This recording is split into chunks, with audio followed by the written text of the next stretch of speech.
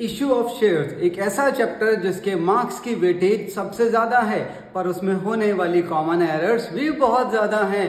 तो वो common error से आपको बचना होगा। तो दोस्तों, आज मैं आपको बताने जा रहा हूं इश्यू ऑफ शेयर्स के चैप्टर में होने वाली कुछ कॉमन एरर्स के बारे। इश्यू ऑफ शेयर्स में होने वाली ये कॉमन एरर आपके मार्क्स को बहुत नीचे कर सकती है, तो ध्यान से सुनना।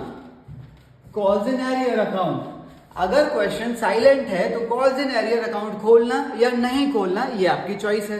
पर दोस्तों, अगर आपने calls in arrear account open किया है तो याद रखना उसे क्लोज भी करना पड़ता है। वो क्लोज होता है दो ही सूरतों में, कि वो पैसा अगर आपको बाद में मिल गया है तो आप bank account debit to calls in arrear भी इसे कर सकते हैं, और अगर वो पैसा आपको नहीं मिला है इसका मतलब कंपनी वो वाले शेयर्स फिर फॉरफीट कर रही होगी।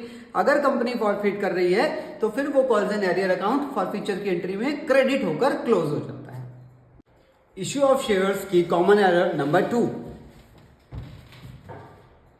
Calls in advance account. Calls in advance account, इसका मतलब सुनिए, अगर हम अलॉटमेंट की स्टेज पर हैं और आपको फर्स्ट कॉल का या सेकेंड कॉल का पैसा मिल रहा है तो आपने calls in advance account open करना ही करना है।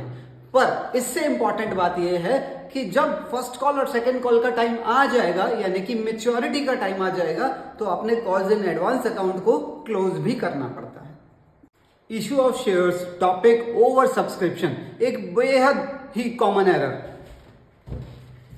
आपके पास है 5000 शेयर और आपके पास एप्लीकेशन आई है 8000 शेयर की, तो आपने 8000 शेयर मांगने वालों को 5000 शेयर किस तरह से देने हैं, और क्वेश्चन आपको क्या इंफॉर्मेशन दे रहा है, application for 3000 shares were allotted in full, तो आपने 3000 वालों को पूरे शेयर दे देने हैं, 1000 वालों को रिजेक्ट करने के लिए बोला है। तो बाकी की इंफॉर्मेशन को लेके क्वेश्चन साइलेंट है, तो आपने क्या करना है, यहाँ पर हमारे पास बच गए 4000 शेयर एप्लीकेंट्स वाले, तो आपने डेफिनेटली इन्हें कितने शेयर ही देने पड़ेंगे, 2000। तो यहाँ पर 2000 शेयर्स उनके एडवांस कैटेगरी के अंदर रहेंगे। इश्यू ऑफ शेयर्स की फोर्थ कॉमन एरर, फॉरफीचर की एंट्री, एक बहुत ही कंफ्यूजिंग पॉइंट लगता है बच्चों को।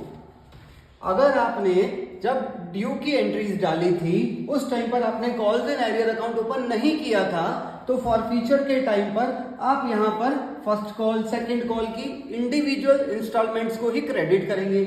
और अगर आपने calls in arrear account open किया था तो शेयर फॉरफीचर की एंट्री के टाइम पर आपने उसी कॉल्स इन एरियर अकाउंट को जो आपने डेबिट किया था वो क्रेडिट करके आपने कैंसिल करना है। इश्यू ऑफ शेयर्स में होने वाली फिफ्थ कॉमन एरर, एक ऐसी कॉमन एरर कि फॉरफीचर की एंट्री जब डाली जाती है तो शेयर कैपिटल अकाउंट कौन सी वैल्यू से डेबिट करना है। सुनिए, अगर मेरी इंस्टॉलमेंट की वैल्यू है 4, 3, 2 और 1, जिसके अंदर मेरे शेयर होल्डर ने मुझे फर्स्ट इंस्टॉलमेंट और सेकंड इंस्टॉलमेंट पे कर दी है पर उसने थर्ड और फोर्थ इंस्टॉलमेंट पे नहीं की है, तो जब आप फॉरफीचर की एंट्री पास करेंगे तो आपने शेयर कैपिटल को उतनी ही वैल्यू से डेबिट करना है जितनी वैल्यू से आपने उसे ऊपर क्रेडिट किया है, यानी कि जितना आपने उससे मांग रखा है। तो जितने की आपने लायबिलिटी पहले क्रिएट की थी तो फॉरफीचर के टाइम पर उतनी ही लायबिलिटी डेबिट होकर घट जाएगी। लायबिलिटी का मतलब है यहाँ पर कैपिटल।